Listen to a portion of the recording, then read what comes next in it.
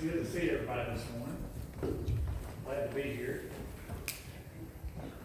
Do we have prayer requests we'd like to make mention of? Yes, sir. Our sister Sue is in the hospital. Severe blood pressure problems. I guess it's probably something come back from COVID, she had so long, but just to remember her. Okay. Remember Chris's family, his uncle was, not before life, he was in California, was first to stick, get ready to go to bed, he had a massive heart attack and died, like, out of the blue. You know, little skinny, trim man, and no symptoms or anything, and it's a big shock for everyone, so. You can just remember. Yeah, let's His remember name was the family. Jim. Yes. Continue to remember Amy Dixon, she's still in the hospital, it's been going on 3 weeks now, so. But She is there's better. been a lot of improvement this week. Yes. Oh, that's good. That's good. Our friend and former neighbor, Cindy French, got to go home from ICU. That's good. Good news. Young lady that works for me, her husband died last weekend of a massive heart attack. This is Guatemala. His name is Lopez. Her name is Martha. Remember that family and pray.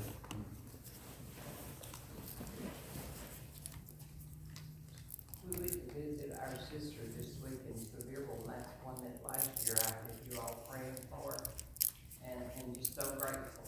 She's walking around doing better, and, you know, prayer works, and they told her there was nothing they could do for her, she'd have to live with the condition they created.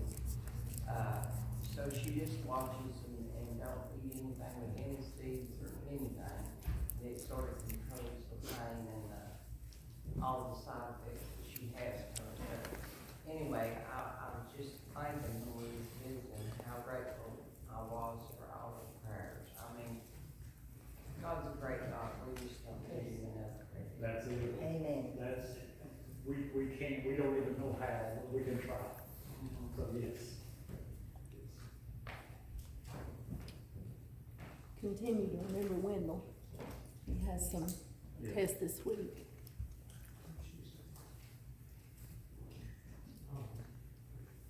Someone else? Remember Wayne, Mary Ann, see David's here, Chuck, and all ours that are out sick. Yeah. Is Wayne gonna be able to make it? Yes. Hopefully, yeah. Just don't hug him. Because he doesn't work.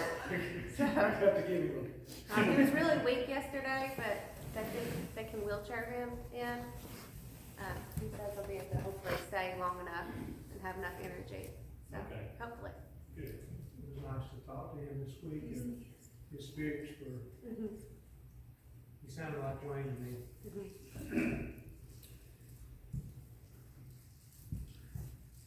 If you run out of people to pray for me. I'm nervous. How are the newlyweds? I said, how are the newlyweds? Oh, they're fine. They're doing well. I'm looking for them today for service. Oh, Good. awesome. Yeah, everything went well. Thank you.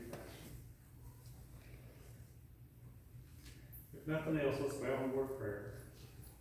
Dear Lord, we thank you, Lord, that you allow us to come to your throne room and make requests. Lord, you are a big God, Lord, and you know everything, Lord, but sometimes we kind of lose sight of that. Lord, we get caught up in our own little things and our stuff that's going on and the people that we care for, Lord, and we forget what a great God you are. Help us, Lord, to see you today. Help us, Lord, to worship you. And Lord, we bring all these requests to you, Lord, and we ask of you to work a miracle in people's lives. And Lord, I pray that you would do it in such a way that we would all have to say, well, that's a God thing. We give credit to doctors and to medicine and to therapy and to so many different things, Lord, but I know that every good gift comes from you.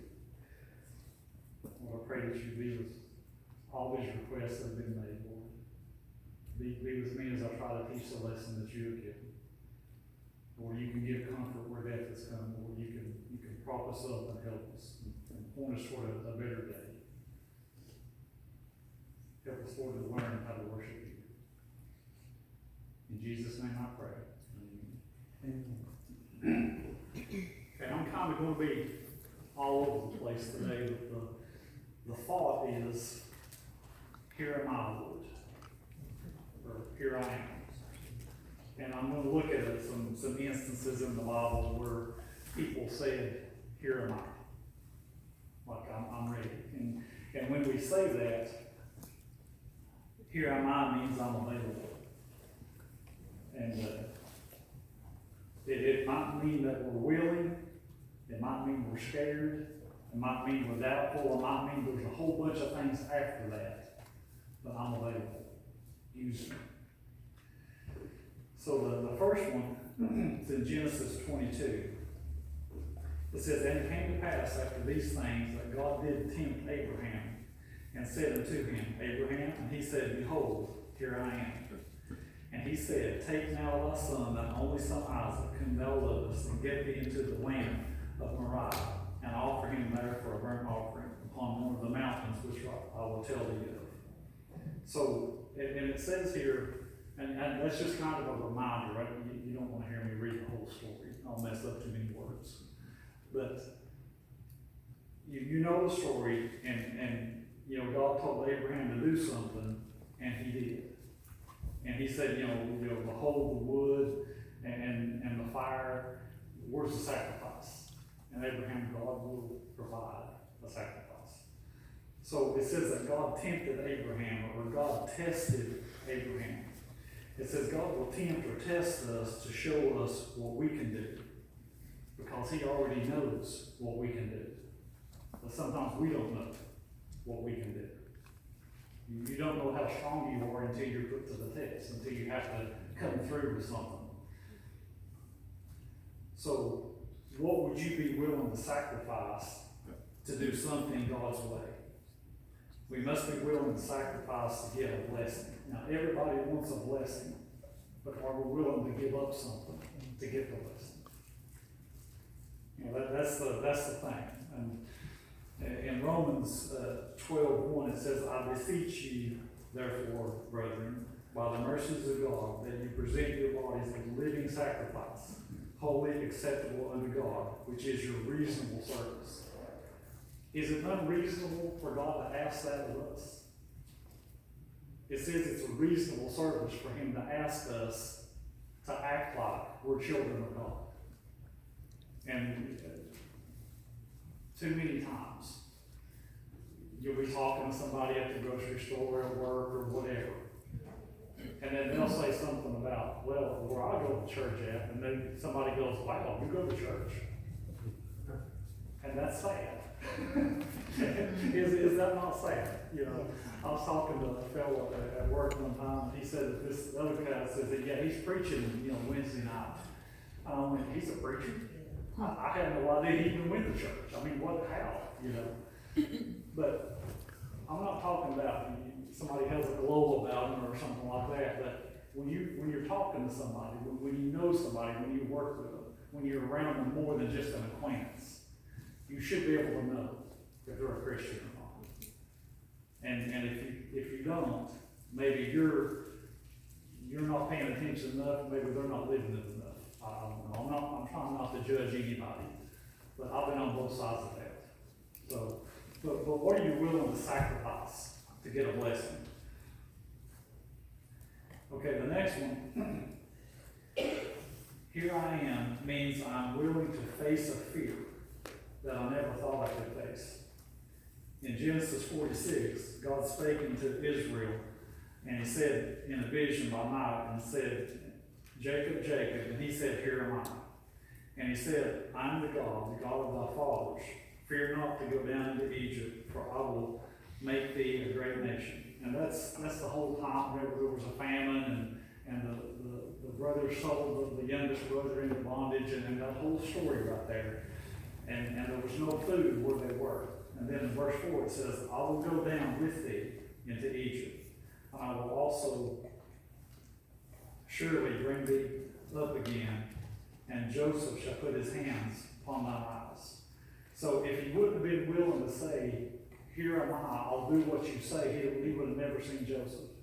He would have never been reconciled with his family again. And then, you know, as the story goes, you know, Jacob or Israel was old when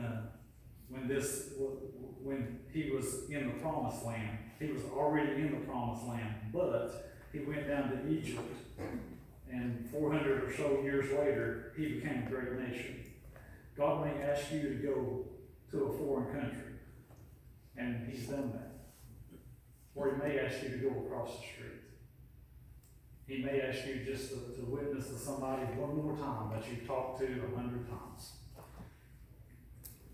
But who is someone that has witnessed to you? You know, we're always talking about you need to go out, you need to witness, you need to encourage, you need to invite people to church. But has anybody ever just stopped you at the store and invited you to come to church? Or had a little stand set up or invited you to come to Bible school? Just perfect strangers. And I remember one time I worked on radios, and it was my job to take the radio out of the car, diagnose, you know, what the deal is, make a little note, and then be sure and be able to get back in touch with them whenever we find out what the problem is. And I'm teaching Sunday school, I'm trying to be all I can be, and these people would come in, and I would witness to them, talk to them a little bit about going to church and stuff like that, and just see what their reaction would be. And then one day I'm thinking, how am I going to work this into the conversation? And then this guy starts talking to me and witnessing to me. I was so tickled off about to write down his phone number. I was just, that's the first time anybody had come this way, you know? So just think, you know, there might be people out there that we cross paths with all the time that just need that encouraging word. They just need to hear from you. They need to say, hey, boy, you should have been at church, man, we got baptized and it was awesome. You know, something. You know, so be in prayer for that and be looking for that opportunity. And then the next one, it says, you may get to see a miracle you didn't think was possible if you say to the Lord, here I am. In Exodus chapter 3, and when the Lord saw that Moses, turned aside to see, God called unto him out of the midst of the bush and said, Moses, Moses. And he said, here I am. And you know the story. Moses tried to talk God out of sending him. And he said, you know, I don't speak well. I'm 80 years old. No one will listen. Think of the miracles he would not have seen if he would have not turned aside and said, here I am. If he would have just turned and walked away. Now, I think of all the things that I could say to not do what I need to do. You know, I don't speak well, nobody's going to listen. I relate to what Moses was saying. You know, and then he said, well, gosh, I'm 80 years old, I'm satisfied. I think I'm where I need to be right now. But you would have never seen the water come from the rock. You would have never seen manna. You'd never seen the sea dried up. You'd have never seen all of those miracles that he did for Pharaoh, the frogs and the darkness and the flies and the lice and the Passover. He would have missed out on the Passover completely. Moses was satisfied with where he was in life. And then God spoke to him. Sometimes we must turn loose of what we have to get a hold of a bigger miracle, to see something better. And I remember when Gavin was real little. He's in his car seat in the back seat. You know, he's like 1.5 years, 2 years old, maybe something like that. It was before COVID, so that's a BC story.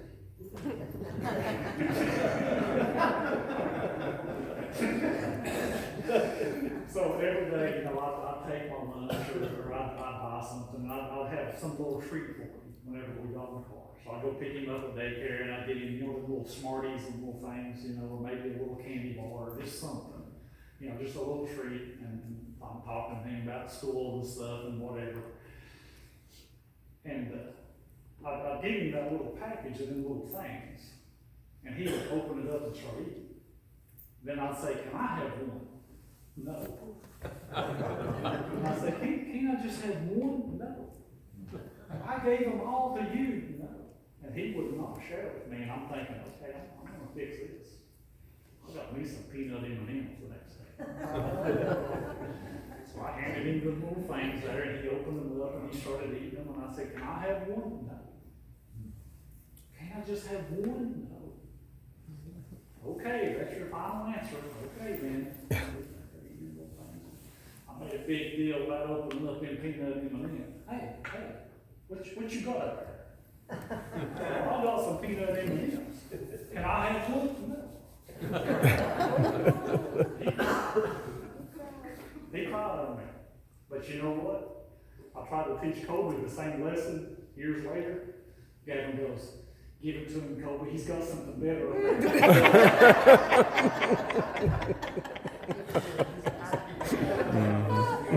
there's a lot of times that we're holding on to something that we're comfortable with.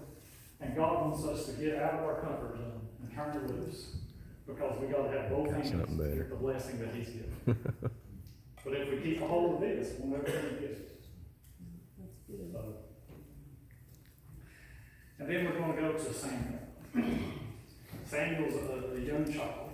It's Samuel chapter 3, verse 4. The Lord called unto Samuel, and he answered and said, Here am I. And he ran to Eli and said, Here am I, for thou callest me. And he said, Eli said, I call not, lie down again. And he went down and lay down. Now this happened 3 times. The Lord spoke to him, he thought it was somebody else, and he goes in and talks to Eli. And then finally, in verse 9, it says, Therefore Eli said unto Samuel, Go lie down, and it shall be, if he call thee, thou shalt speak, and say, Speak, Lord, for thy servant heareth. So Samuel went and lay down in his place. And the Lord came and stood and called, as at other times, Samuel, Samuel. Then Samuel answered, Speak, for thy servant heareth. Are you listening to God, to what God's voice? Are you familiar with His voice? Do you know what He sounds like when He talks to you? Sometimes He speaks through the preached word. Sometimes He speaks through teaching. Sometimes He speaks through a co-worker or a spouse or someone else. But are you willing to listen when He speaks? And before we had voice recognition and ID and all that stuff, you call somebody up, and there was a fellow called me up this week, and he just started talking to me. He called me by name. He said, Hey Richmond, how's it going? I thought I'd tell you about what he's going on, and I know this guy, but I don't know who it is, but I know him, and I just had to stop and say, okay, who am I talking to? And he tells me, and I went, oh, okay. His contact was out of my list. I lost his phone number. But if God called you up, are you in conversation enough with Him to where you know it's God? Or are you thinking it's somebody else? I'm not going to do what he said. He's just a Sunday school teacher. He ain't nothing. I'm going to wait and see what AC has to say about it. It might be God talking to you through me. I don't know. But I believe God speaks to us in many different ways, and we need to be listening when He speaks, or we're going to miss out on the blessing. You can trust. The next one is you can trust a promise you never thought you could if you say, Here am I, Lord. In Luke, and I tried to teach on this a couple weeks ago, Luke 1:35, and the angel answered and said unto Mary, The Holy Ghost shall come upon thee, and the power of the high shall overshadow thee. Therefore also, and that holy thing which shall be born in thee shall be called the Son of God. For with God nothing shall be impossible. And Mary said, Behold, the handmaid of the Lord, be it unto me according to thy word. And the angel departed from her. So she didn't say that those exact words, Here am I, but she said, Okay, Lord, I don't understand it. I can't figure it out. It doesn't make sense to me. I've never been with a man. There's no way I can be pregnant. But if you say so, okay. I don't see how you're going to work it out, Lord. I don't know how you're going to make this trial a blessing, but I know you are. I'm gonna stick with you through the end. You know, I think sometimes we put a time limit on God. You know, Lord, I want you to heal this person, you know, they're in a bad way and they're going to the doctor tomorrow, expecting somebody to call and say, hey, I'm better. It may not be like that. And we have to be willing to accept the answer that God gives. God might just give us a peace and knowing that it's all going to work out the way He wants it to, not the way I want it to. That's a hard pill to swallow right there sometimes. But how much do you trust God? I trust Him with salvation, with my eternal soul, but what about tomorrow? What about right now? What about sometimes when I'm sitting back there and I'm at my soundboard and I'm trying to listen to make sure everything's all right, and the service is going on like it should, and I'm just thinking somebody should say amen. You know what? Mike should say amen right now. I'm going to text him and say, Mike, say amen. You know, maybe Wendell, maybe Danny, maybe somebody else should do something. Maybe it's me. Too many times I think I'll look at somebody else and think, oh, somebody should go to God. Somebody should raise their hand. Somebody should do something for God right now. But if I'm thinking somebody else should, maybe it's me that should. Maybe it's me that should get out of my comfort zone and do what God says. Okay, the next one. You could serve a person that you never thought you could serve. Now, this is another one I've tried to teach on here lately. In Luke 9, verse 10. And there was a certain disciple in Damascus named Ananias. And he told, and to him he said, Lord, he saw him in a vision, and he said, Ananias, and he said, behold, here am I. And the Lord said unto him, arise and go into the street which is called Straight, and inquire at the house of Judas, the one called Saul of Tarsus, for behold, he prayeth.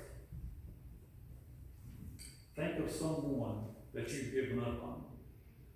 Think of somebody that's hurt you. Think about that situation. Saul was persecuting the church.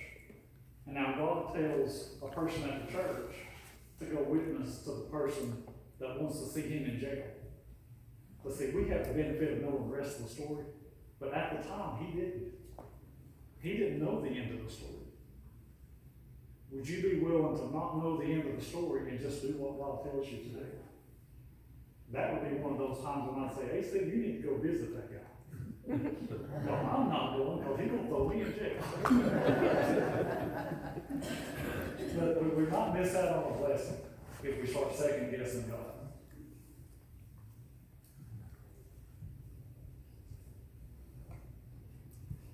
What is impossible with God? What will you allow God to do through you? There's nothing impossible. We look at it and say it's insurmountable, that there's no way we can get past this. But if we take our situation and the things that make us weak and put down, God said, or God told me to do this, or what's impossible with God, there's nothing. There's nothing that we can't do. But then here's the best one, I think. Revelation chapter 3, verse 20. It says, behold, I stand at the door and knock. If any man hear my voice and open the door, I will come in to him, and will sup with him, and he with me. Jesus is saying, here I am. Jesus is telling each one of us, here I am. If we open the door and let him use us to do great and mighty things. But then here's me again. Lord, I'm not smart. I'm not confident. I'm not a good speaker.